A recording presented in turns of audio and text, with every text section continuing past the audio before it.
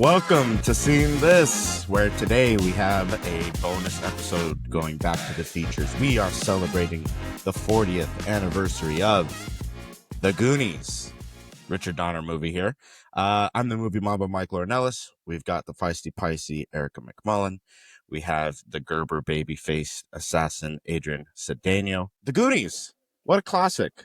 You know, I was kind of hoping we could have got Anthony. I talked to him, but he's a busy man that just graduated high school and has a life that doesn't include family anymore, right? Yeah, that feels about right. There it is. Feels about right. But we're going to give you a perspective from three elder millennials. Well, two elder millennials and one millennial. Yeah. I'm the last year of millennials. Are you really? No wonder. Yeah, that 1994 is the cutoff year for millennials. So what would Anthony be, like a Gen Alpha? I think he is. I think so. Because everyone being born now is like Gen Beta, which tough beat. Tough beat to be born.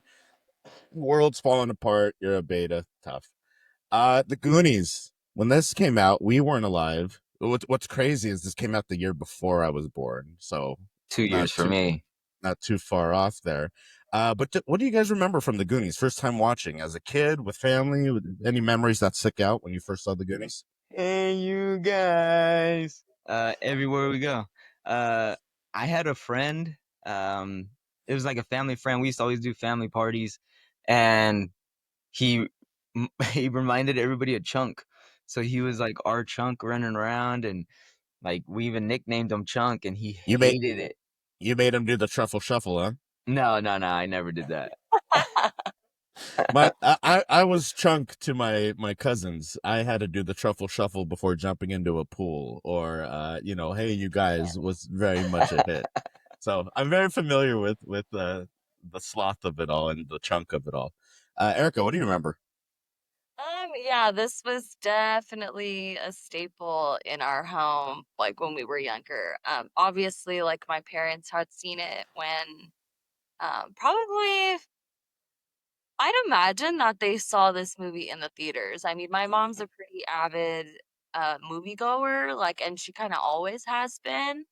So I definitely could have imagine them seeing it in the theaters. But this was definitely something that we watched often in our home. I believe we have it on VHS. You'll have to start asking your mom her review for these anniversaries we do, since it's likely you've seen it, and then Rosalind gives us the new release insight from your end, Adrian, so that we can get a little extra perspective here, especially for like a movie like The Goonies. What was it like seeing it in theaters when it came out? Because it's very 80s, very fantastical. Even though it's grounded in like a real place, it still has like fantasy elements to it. But before we dive into all that, Adrian, why don't you give us the letterbox description and let us know who's in this movie? All right. So, The Goonies, 1985, directed by Richard Donner. Take the oath. Join the adventure.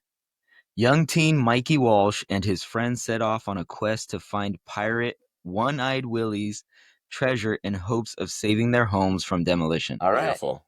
Yeah. Beautiful. So what do we got on that? We have starring Sean Astin as young Mikey Walsh, Josh Brolin, a young Josh Brolin. Jeff Cohn is our Chunk. Lawrence, Corey Feldman, Carrie Green, Martha Plimpton, Kehu Kwan. How do I? Oscar award winning. Yes, Kehui Kwan. I just watched a movie of his. I like him. I'm a fan. Yeah, he's dope. Yeah. John Matuzak as Sloth. And then the Fratellis, we have Robert Davi, Joe Pantoliano, and Anne Joey Ramsey. Pants, baby. Yep. Joey Pants. Yeah. So Cypher from the Matrix. Cypher. It's a really good cast. It's a really good movie, man. What do you guys think? Yeah. Well, I mean, I think that takes us to our first category. Will Smith, does this movie still slap award? Erica, what do you think? For the nostalgia factor, yes. Okay. There are some things in there where you're kind of like, Okay, maybe not nowadays. Like what? Like what do you? Or you want to save it for the no-fly zone? Yeah, no fly We'll zone. definitely We'll save save it it. for the Okay, no-fly okay. zone. But yeah, I think that this movie still slaps. I think that you can still show it to the kids and have it be something that is in your household all the time.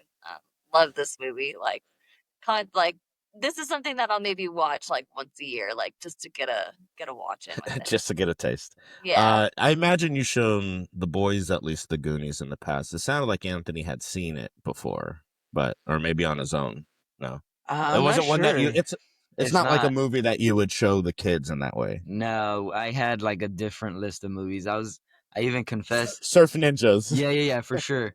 I confessed to Rosalind last night. I started watching the movie again, like trying to revisit, and I was like, I don't know if I've ever like sat down and watched it from like start to finish all the way through in one whole time, like where I'm actually paying attention, like Yeah, focused. As a youngster, like it's just on in the background, or we were just. I mean, and it's referenced so much that you right, kind of Yeah. just piece it It's together. such a Yeah. right. quotable movie. Yeah, I mean, like, there's three main things I remember watching when I was younger. I guess I didn't talk about my first time. And it was Sloth, obviously, very memorable. Chunk and Ma. Like those three characters stood out to me as a kid. Where that's really all I really remembered, right? Like, hey, you guys, Baby Ruth, Ma just being like a very uh Terrible strong. human. I was gonna say strong, but yes, terrible human. She definitely has a typecast role that she takes in her career. But yeah, this movie still slaps. It definitely is, like I said, very 80s. There's things that place it very much in a time. But the movie opens up with this whole like police chase of what are they? The Fratellis? How do you say their name? Yeah. Fratellis.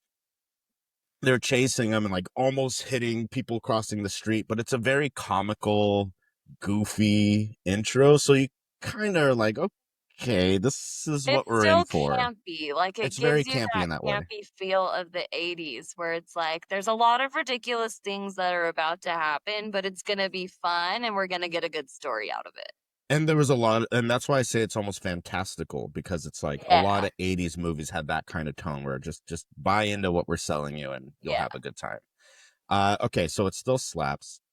The Gladiator 2 unnecessary sequel. What happens in the sequel? So this movie hasn't had any spin-offs, hasn't had any sequels. Thank But there's been God. talks of like a Goonies too, right? I think there's always talks of a big movie I like think this, right? yeah, I think essentially what has happened is that people have said that they would like love to go back to do another one. But I don't think it's going to happen. I don't think it should happen. This is another movie. This is like a Princess Bride to me, where like you don't make a sequel to this movie. Like Correct, you just don't. correct. Yeah. Apparently, yes, a sequel to The Goonies is in development at Warner Brothers. Steven Spielberg, Chris Columbus are attached as producers. While there have been rumors and denials about the sequel over the years, recent confirmation from Variety and Hollywood Reporter indicates that a sequel is officially in the works. No plot details or release date has been revealed. I won't believe it until I Yeah. see some casting.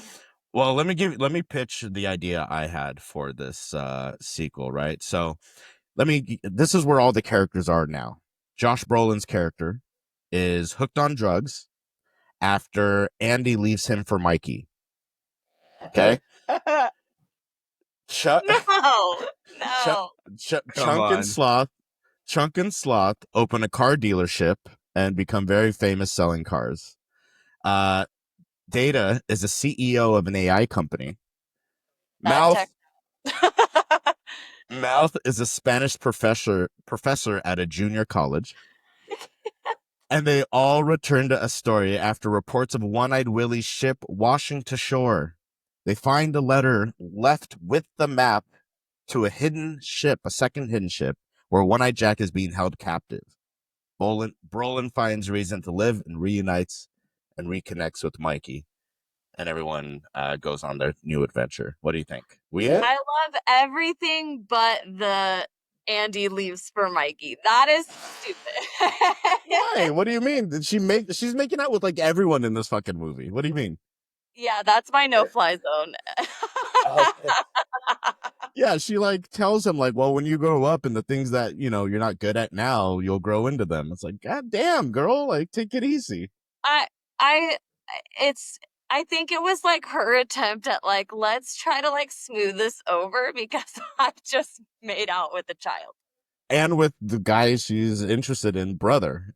And she Yeah. plays it off so like, oh, make out with me. It's fine. Yeah. No, that's what I'm saying. I think she had to because of how terrible that situation is just in All general. right. Well, listen, that was late at night, me putting together the sequel there. So maybe we'll adjust a little and pitch it to the I group. said I like everything else, but that part of it. I want to see Chunk and Sloth's used car dealership. That Like, is I just so want to see clever, that. Michael. Like I love that. I'd That's watch a it, good, yeah, I'd watch it. Okay. Let's go to transitions well. The Chip Whitaker from Flight No Fly Zone. What hasn't aged well? So Erica, you were saying Yeah. just her Andy making out with a making kid. out with a child. So Like, how old is everyone? How old are the young so from kids? what I understand, the girls and Josh Brolin that they just graduated. High Either school. they're in their senior year or they just I graduated. think they're in their senior year, right? So they're at least 17 to 18 years old. Right. Yes. Versus the child. Who are like Good chat. 13, 12? Maybe going into high I school. think Yeah, they're yeah, maybe yeah. going to 12, 13, Yeah, 12, depending. 13. Yeah. You know? Yeah, that definitely was questionable, and at that time, I think it wasn't really paid much attention to, but definitely caught my radar. Doesn't fly today. When we get to recasting who I picked, I was like, but she's too old to make out with like a kid, but that's the age, that's And the that age was I think that was the point, was like, it was kind of like a revenge of the nerds kind of thing, where like she doesn't know she's making out with him. She's not going to just purposely make out with the kid, Yeah, but she's not like shocked or appalled when she finds out. She should have been. She's just kind of like, whatever. I think that's my issue. It's like, when you found out, you should have been a little bit more upset about that. But I think it was also like they're portraying their innocence as in like, oh my god, like that was like the goal was to make out, like I think you're tapping into something there, Adrian, because Revenge of the Nerds also 80s. Like there's a weird like mystery in the shadow hookup kink being explored in some movies in the 80s. in a lot of movies, I think, like yeah. What I had for No Fly Zone is Miss Walsh is the fucking worst. She tells Data to start coming in through the back door. Yeah, what was that about? I mean, granted, I think she means like not to like fucking zip line in. Because he breaks everything when he enters through the window. Yeah, but you can come in through the front door. Right. Yeah, it came out. So she says that, and then you get Rosalita, who, by the way, is the actress that killed Selena. But we'll get to she plays the character, but we'll get to that. Yes. She comes in like totally struggling with all these groceries, and she just comes in with her purse, and she's like having a hard ass time. But the only reason why they have Rosalita is because she broke her arm or something, so she's in a sling. So she's supposed to have her help her do everything because she has one arm. My point being, she's a trumper. She's definitely a trumper. But I thought mainly like Data being told coming through the back door was pretty. Yeah, that was pretty rough. That was pretty rough. Pretty rough. I mean, it was like I said, it was mainly because he enters through the windows. But she could have just said, "Can you come in through a door?" Yeah, walk in or something. Yeah. Well, we'll say both of those maybe didn't hold up too well. Mine was the rearview mirror, how he kept adjusting it, trying to look down her shirt, and she was like, "I'm gonna punch you." I'm like, yeah, that's yeah. Tough beat. The M. Night Shyamalan twist ending. What's a twist we would have liked to seen in the story or in the ending? Do you guys have any ideas? It would have, I mean, obviously it's a PG movie, but like if one of the Fratellis like died with the ship, like that would have been like a, oh shit, like where are we going with this? You're going along the lines I went. So they're all on the pirate ship there at the end, and Sloth pretty much is like came to rescue everyone. I have that Sloth kills his family for torturing him all these Yeah, years, and this Like turn revenge. his mom hugs his mom too hard or something Mhm. like that. Or when she like it like, gets real dark. Yeah, yeah, like when she admits that she she dropped dropped them. the baby, like if he like got mad and like squeezed her to death or something like that, and Yeah, the I ship. like it. I like it. It turns into just like this horror. I think Just at the that's end, always wanting a horror film. like this is really about Sloth and his revenge. Yeah, yeah, yeah. Okay, we'll go with that. We got ideas here, folks. Come on, we can do it. No Country for Cold Takes. Any hot takes in this movie? Her, No. Okay. I I didn't like, not that I didn't like the banter between, what's her friend's name again? Andy and the I always, short-haired girl. yeah. Steph. Steph. Steph.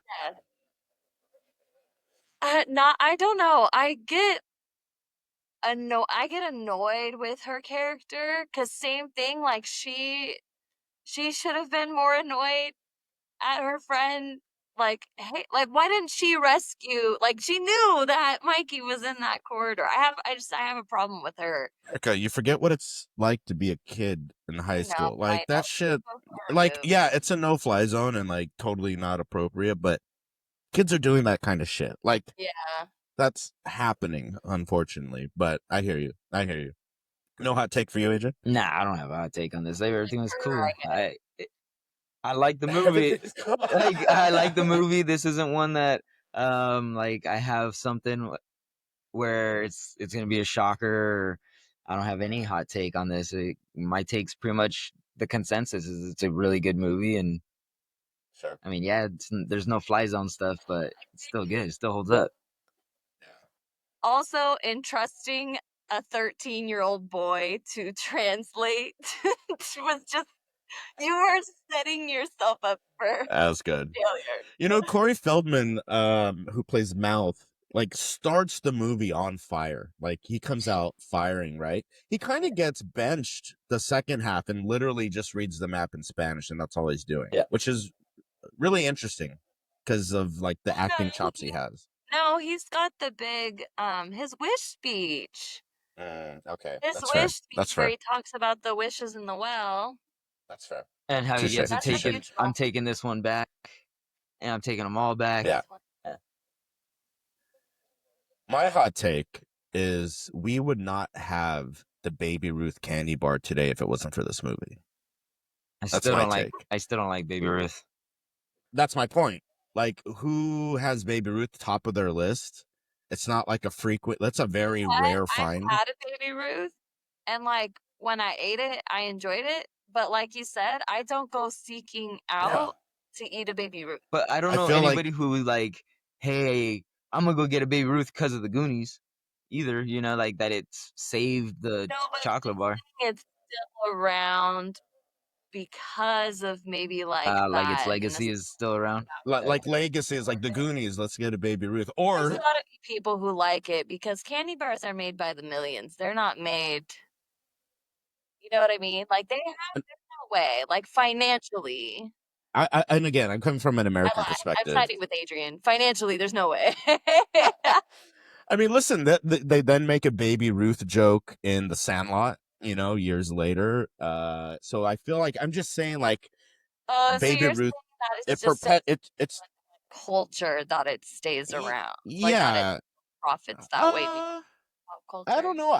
I'd argue the fact that none of us eat Baby Ruths. It's not a popular We are candy. 3 people in a world of billions. Folks, go to our comments. Let us know what's your take on Baby Ruth. Yeah, Do we're you gonna like have a it? poll on the story. Michael's gonna put up a poll, and he's gonna be I like, need to know about my hot take. Here. "Buy a Baby Ruth at the store," and you just gotta reply yes or no. Have you ever bought a Baby Ruth at the store, except for Halloween, in like a mixed bag? You know what I mean?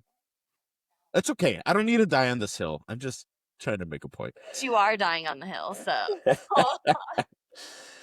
Okay, the Winona Ryder. I'm stealing this. Best prop or clothing to own. Adrian, what do you got? I got I got Data's like belt that punches him. Yeah, yeah, yeah.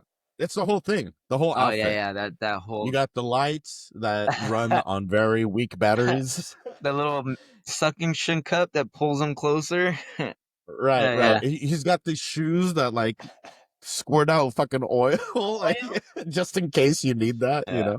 just in case I Um, need to escape. yeah, yeah. It's camping season now, right? So I'm thinking, oh, what can I use for camping? Boom, just whatever you Yeah. need, whatever you need, it's ready to go. Yeah, you have anything, Erica? No, 100%. It's That, Data's yeah. little pack that he's got going on. Like that, I always wonder when like actors and actresses are able to like take things from the set or if they like do anything like that. So I'd be like really curious to see if anybody from this set like took something of their characters or from the ship or anything like that. I think outside of Data's outfit, maybe One-Eyed Willie's eye patch, Yeah, it's just to like the say like little you have pearl on that. it. Yeah. Yeah, yeah, yeah, yeah. I like Okay. that, and also I don't know, maybe one of the gold coins. If it was legit gold, Sure, I wouldn't mind taking a sure, couple of sure. those. If it's real, Yeah, take it. yeah. It's real. Yeah, yeah, yeah. Okay, the castaway recasting. Who would you recast in this movie? Do you guys have any ideas? I have one that I'll throw at you, and she was top of mind because I think we talked about her last pod or during a draft. Um, I really enjoy everyone? everybody in this cast. It's kind of like one of those things. Remember how we were talking about Breakfast Club, where it's like just kind of works so well because of who the people are at the time and all that stuff. And I think for this cast, like, yeah, I can't imagine any of the boys being different. I can't imagine the girls being different, despite me not liking the best friend. You know what? I have a hot here. Let me. I was lukewarm on this take because I don't want it to come off the wrong way.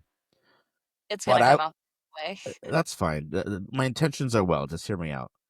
Uh, you absolutely don't need the girls in this movie. Their only purpose is to have some kind of romantic stereotype for the story. Correct.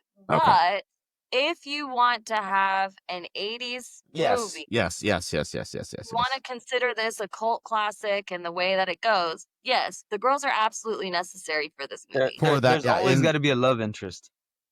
Yeah. well, that's that's the If it's problem we the way have. that you no, for this movie, yes, because for the way that and who, how, and like the why, like you want to be able to get another demographic to where it's not just a boys movie.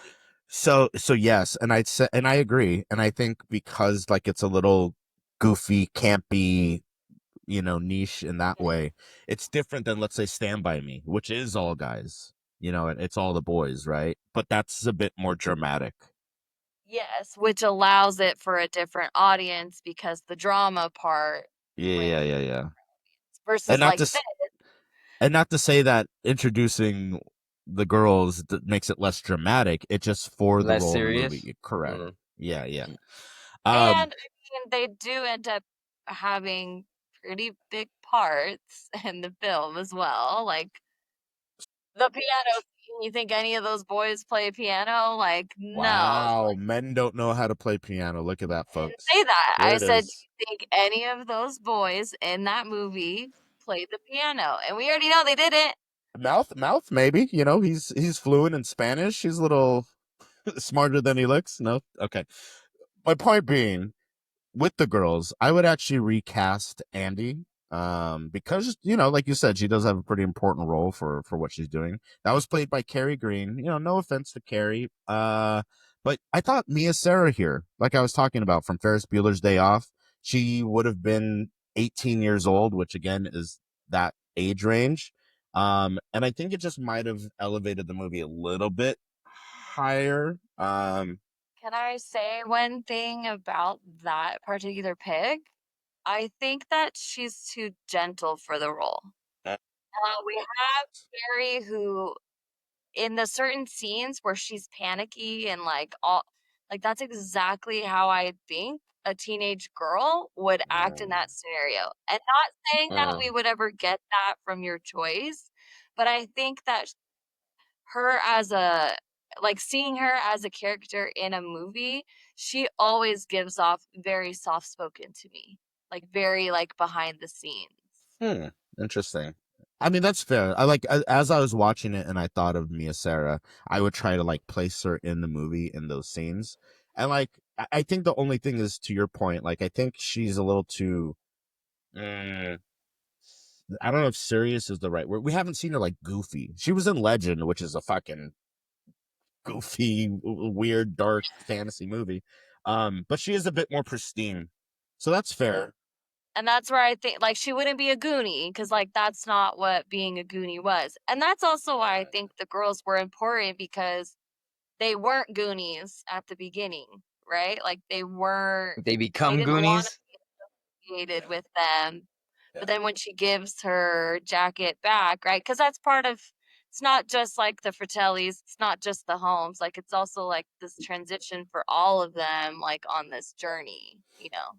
I'm just trying to find a way to get Mia Sarah in the movie. But Um, we can but move. We can move forward. It's fine. no. It's fine. The Arnold Schwarzenegger and Danny DeVito in Twins double feature. What movies would you recommend to pair with the Goonies? I want to hear Adrian's take first. I mean, I would go Stand By Me, like you said. Like, Yeah, sure. you go with a little more dramatic, but that's the kind of feel and vibe. Like they're on their, um, the last days of them being together. Like we're gonna be foreclosed, and this country club's buying us all out. Like Stand By Me, they're like four friends that are coming of age, and they're gonna be split up, and people are leaving, and so An adventure. one last adventure before it ends. Yeah. I think that's dope, but Stand By Me would probably be really comparable to that. Maybe not as goofy, but I would start with Stand By Me and then go and to then go to Goonies Goonies. Yeah. if you a little lighthearted to end it. Erica, what do you got? Hold on, I'm trying to remember the name of the film and it's gonna bother me because I think I'm mixing it up with another one and I don't want to mix it up. Okay, I'll give you some time and give you mine as you look that up. I Okay. have two. I have two. If you want like the more fantastical '80s vibe, I was thinking the Never Ending Story. Something about the score felt very Never Ending Story to me, and it is like a very epic adventure, but very much in the sci-fi realm. Great movie. I love the Never Ending Story. Great soundtrack as well. Uh, the other one, because it also has a song that they play in parody in it, and I think I've mentioned it before. Zorro the Gay Blade. The music and the comedy of Zorro the Gay Blade, I think, would pair nicely with the adventure of the Goonies. So either one of those, I think, would make a good pairing. Erica, was that enough time? I remember it. It's a 1995, so it is an anniversary this year. But Now and Then picks girls growing up. Tina Ricci. You know what, Michael? It's not a movie that I think that the boys would see. Like this is very much like girl camp, like you one of those things that like you watch at a sleepover kind of movie. But like a girls camp kind of movie. So would definitely recommend this one. I mean, Love it. what a cast: Christina Ricci, Gabby Oh no, it's Hoffman, a Demi great Moore, Thora like Birch, it's Melanie Griffith, yeah. Rosie O'Donnell, and your boy Devin Sawa from Final Destination. Who'd have thought? Yeah. Who'd have thought? It's Okay. a great film. Like this is something like I said, like the girls have seen, so definitely give that one a watch. Yeah, I don't know if that's me and Adrian's Damn, not No, pipeline it's there. definitely Yeah. not. No, it's not. I'm gonna tell you right now, it's not. But Yeah. like That's fair. just saying, like this is something like the girls grew up watching. Got it. Got it. Now and then. Let's go to our awards. Girls, gays, and theys. Actually, I should just say that. Yes. Inclusivity. Our awards: the Julia Roberts and Pretty Woman. Big mistake. Huge. See that? I changed the name of it for you, Erica. Award: our biggest nitpick. Do you got what's a nitpick you have about this movie? Adrian, what do you got? the plumbing when they're freaking sitting there yanking on it, and oh, dude, Yes. I can't Wait, stand it. you have to give some context as someone in the field, you know. I don't know how they do it in Astoria or in Oregon. I assume they do things a little differently, but you would never just have like a cave with just random pipes that you could just bang on and push up and wiggle around, and faucets are just gonna like suck in through the tile of the shower. Doesn't work I've that way. It doesn't work that way. seen. Doesn't work that way. Well, I meant context, meaning that you've worked I've been a as a plumber for plumber, a long time. Yeah. so you know it. Here's an area we can go to you for our plumbing I was gonna ask piping. Erica about the plumbing. Like, hey, did you think that was okay? Add it to her list. Add it I to love my list of random knowledge. I love how when they discover the pipes, they're like, "What do you think's going through here?" It's like water, or gas, but they don't look like gas pipes, so Yeah. water. Yeah. Nitpick I had was when Josh Brolin gets pulled by the car by the bike. other guys, and he's on the bike, and they're like holding his hand. First of all, in that situation, you can get your hand out. Like, no one has a death grip in a moving car like that. And second, he goes flying off the edge of this fucking mountain. You're toast. You're at least not getting up and walking. And then he Like, just has you're a little toast. bit of dirt on his face. And then he finds Comes them out of nowhere. How does he know where to go to find them? He just shows up. It's part of the script. Yeah, exactly. So that's my nitpick. Did you have anything, Erica? No, that's pretty much it. That'll Yeah. do. Okay, fair enough. I'm excited about this one. The John Leguizamo, this movie needs a Latin award. Who can we add into this cast that's a Latin? I want to hear what you have to say about this, Michael, because I'm curious.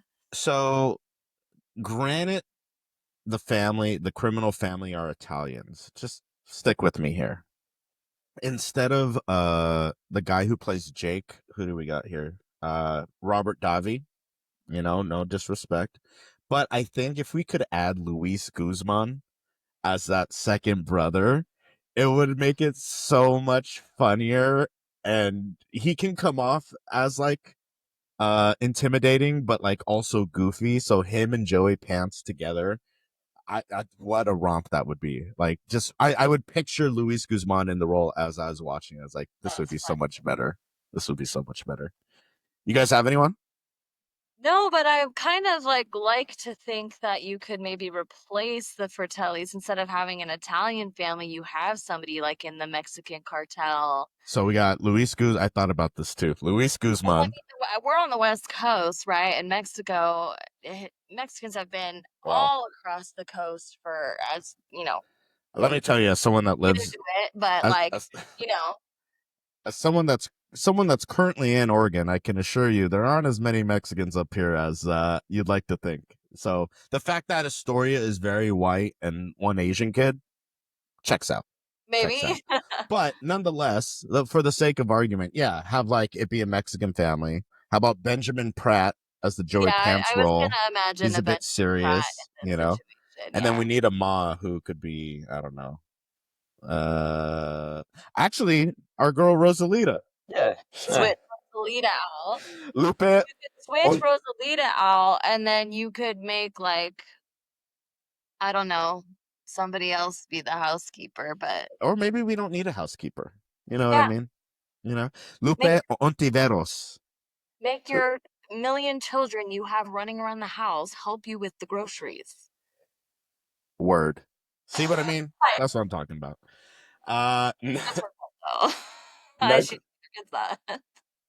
Next award, the Sam Y. Gamgee Most Underrated Character Award. Erica, I know you want to give it to Sean Astin because this is named after him.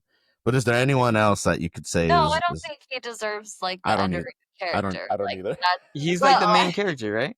Yeah. And honestly, I'd argue maybe this is my hot take. He's the least effective. He's actually not the strongest of the cast. True. Well, I think he's not the strongest in the friend group, but he is the only reason they keep going. Sure, that character. He's the emotion about, of the movie, you know?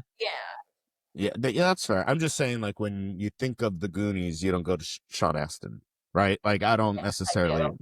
Okay. All right. I'm on an island here. Like, I don't understand. Okay, fair enough. Fair enough. I'm on an island here. So who's underrated? Who's the most underrated character in this movie? I don't know. I mean, probably Mouth. Interesting. I don't, like, Interesting. if you just kind of look at all of them, like, and their roles that they play, like, everybody has good screen time, good character development, good, like, character explanations. You know what I mean? Like, they all fairly have, like, good roles. I don't really care for Josh Brolin's character just because I don't, um, like I said, like, I think he could do more as an older brother in this whole situation. Um, Uh, but that's like you're running away from criminals, sure. and you're the older brother. Yeah, yeah, yeah. So I, don't- I don't know. I would say their dad, Mr. Walsh. Oh, wow. Like he's in the movie like the last like not even 5 minutes. He's at the last of it. Like I would say he didn't have any kind of role. I want to see like the whole thing Like, is about he's like a museum curator and like all this stuff in the attic like some like treasure they find is because of him and you don't see him, you don't know anything about him. Like I wish you like him that and like their kids role like not relationship was more like highlighted. Like I don't know, he didn't look anything like the that's older kid. true. Because the whole thing is that they're going through the dad's things. I think maybe if we got him, like, maybe storytelling, Right. or like, or a Put more context to it. flashback, Yeah. or like, uh, maybe like a little bit more at the end, like the excitement he maybe like would see that they found the ship, maybe, or Or see like, some type of relationship between him and feel that. Sean Astin, like what's Yeah, Mikey and yeah. the dad's relationship? Why is Mikey so destined to go on this mission? Like you don't know why he's the only one that's like we're Like, gonna lose everything. curiosity Yeah, from his dad. yeah. Yeah, yeah, yeah. Yeah, I I agree with that. I like that. Is that underappreciated or underutilized? Both. Okay. All right, just asking questions here. Yeah. Yep. I mean, his I acting guess wasn't that good. I mean, his timing was way off. He was like kept looking back to sign. Like, are you guys ready for the spot yet? fine. Yeah. Yeah, yeah, yeah, yeah, yeah, yeah. Yeah. That's fine. You made me in explaining all that, Erica. You just made me think of another like spin-off or sequel where it's Princess Bride style like storytelling as far as like grandpa reading, right?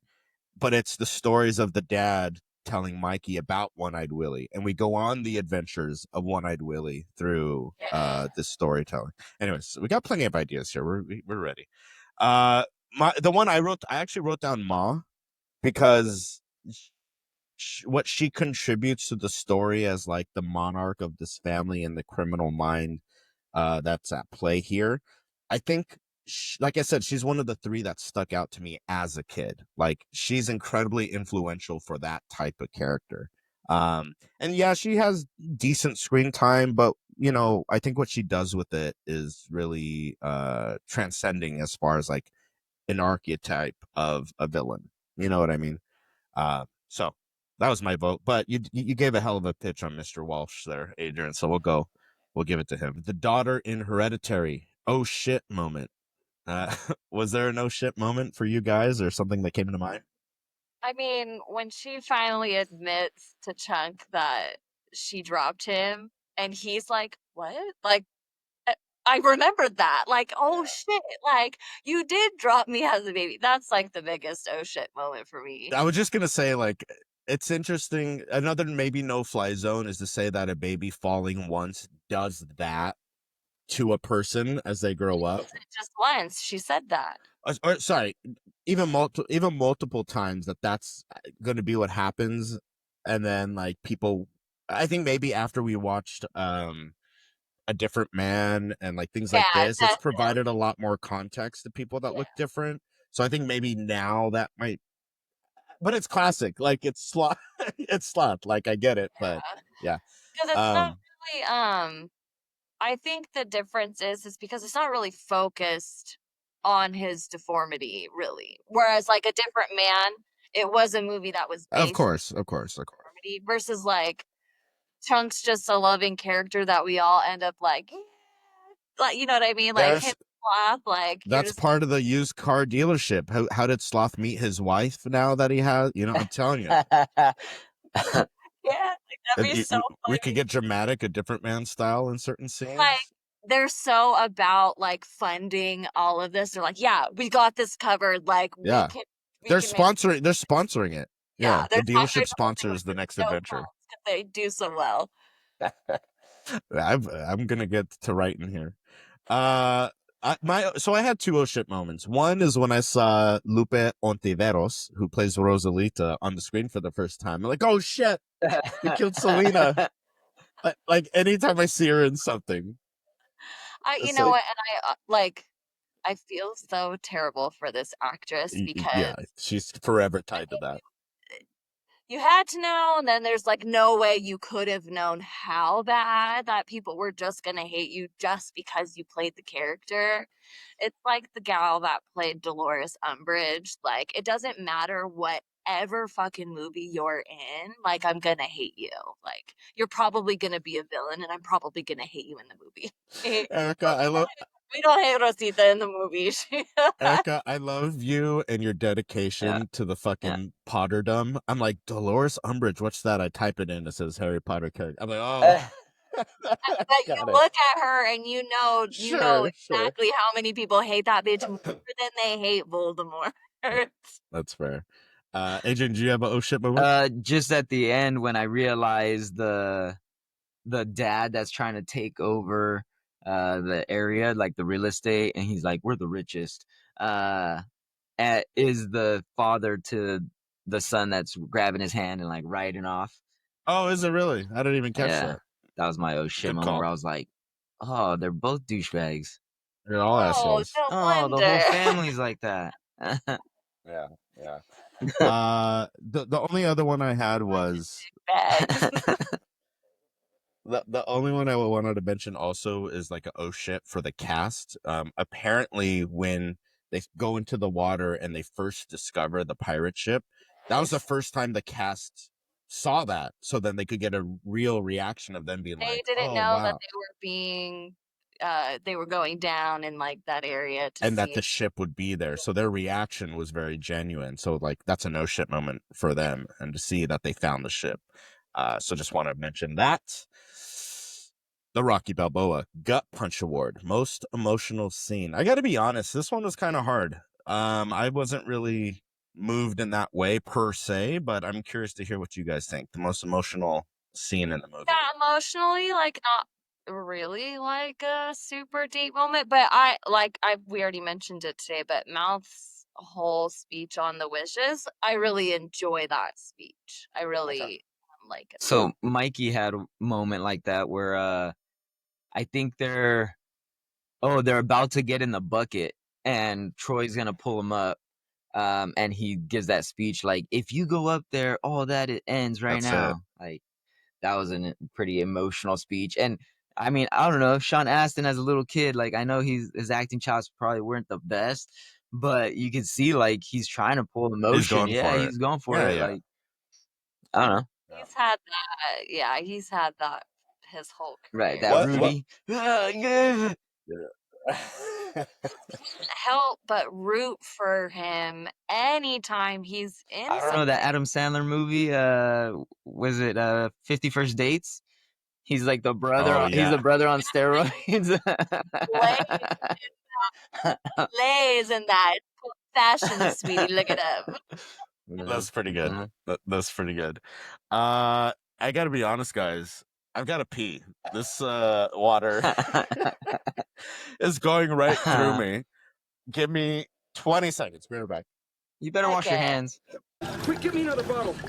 Come on. Hurry. Come on.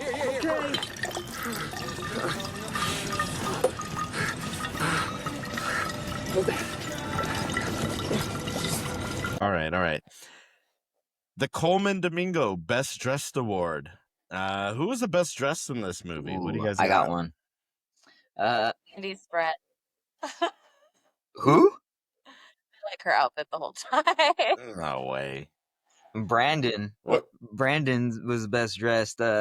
Josh Brolin's character, he's in like sweats with like these extra small shorts on top of the sweats, like Wow. super 80s. The dumbest Oh, outfit. it's so good, so good.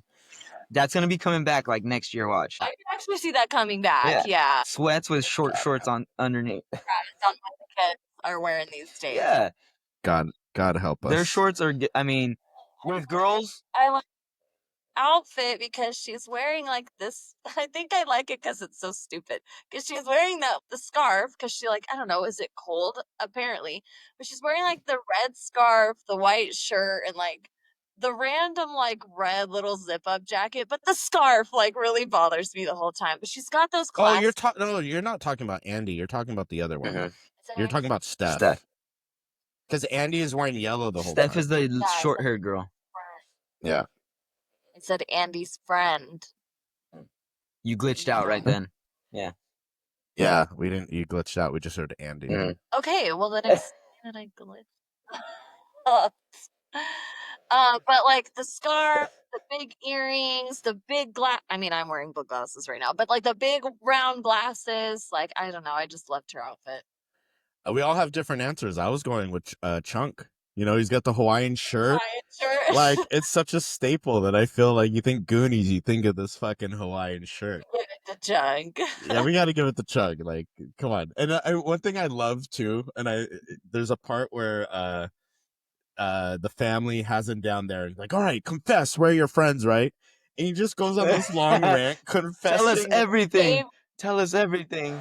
I want you to spill your guts. Tell us everything. Everything. Everything. Okay, I'll talk. In third grade, I cheated on my history exam. In fourth grade, I stole my Uncle Max's toupee and I glued it on my face when I played Moses in my Hebrew school play. My favorite scene in the whole movie, and That's the best. lays out everything he's done wrong in his life. And the fact that like the twins are like laughing at the whole time. I like this kid more and more already. Yeah. I like that he's like he admits that he got sent to a fat camp for summer and they kicked him out. My mom sent me to a summer camp for fat kids. And then one during lunch, I got nuts and I pigged out and they kicked me out. Dude, that and then the fact that the sheriff doesn't believe him when right, because he's pranked before. Just like the 50 until, like, Iranians. he realizes, okay, wait, maybe Chunk's a ditch. Yeah, Doesn't believe him. he something that also caught my eye is like his style of delivery and comedy reminded me of like Abbott and Costello.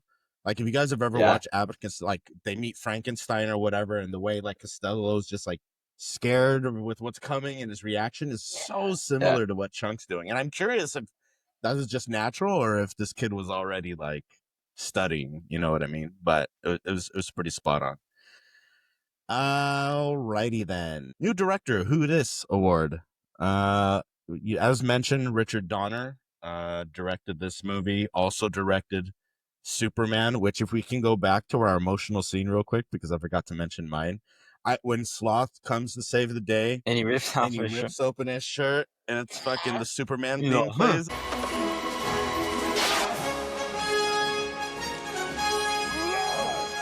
We're in deep shit now, Francis. Oh, shit. It's like, yeah, like that.